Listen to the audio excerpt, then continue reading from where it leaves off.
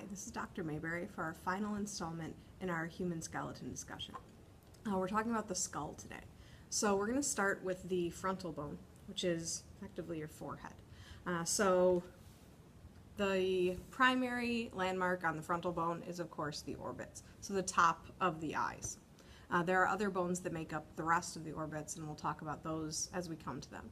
So I've set this up again as another playlist, or you can look for the videos separately. So here's your frontal bone. You have the orbits. You also have this ethmoid notch here. So the other bone we'll talk about in this video is the ethmoid. So first we'll finish with our frontal bone. So the frontal, again, is the forehead. We have the coronal suture, which I'll show you on the skull.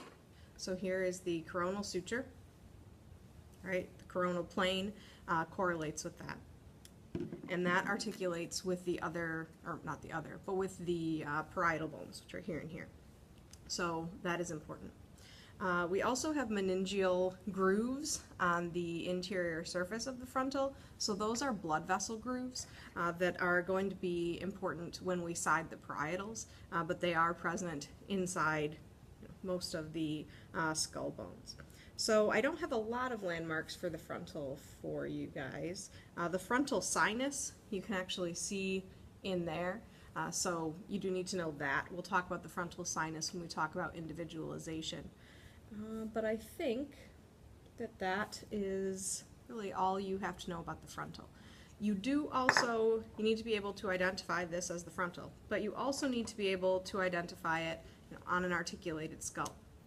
So the other thing I guess that I should mention is that this is the metopic suture, or what's left of the metopic suture. This is a juvenile, and this is a replica from bone clones. So the metopic suture is actually a suture that is present in juveniles because the frontal actually starts as two separate bones. This is also a replica.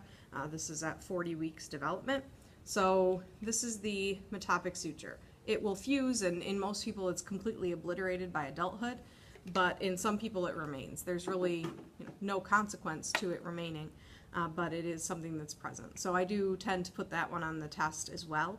So sometimes I put arrows facing it and say, what is this suture? It's the metopic suture. Okay, that's the frontal bone. So let's talk about the ethmoid. This is the ethmoid. You will need to be able to recognize the ethmoid from the interior surface of the skull. Or maybe surface isn't the right word.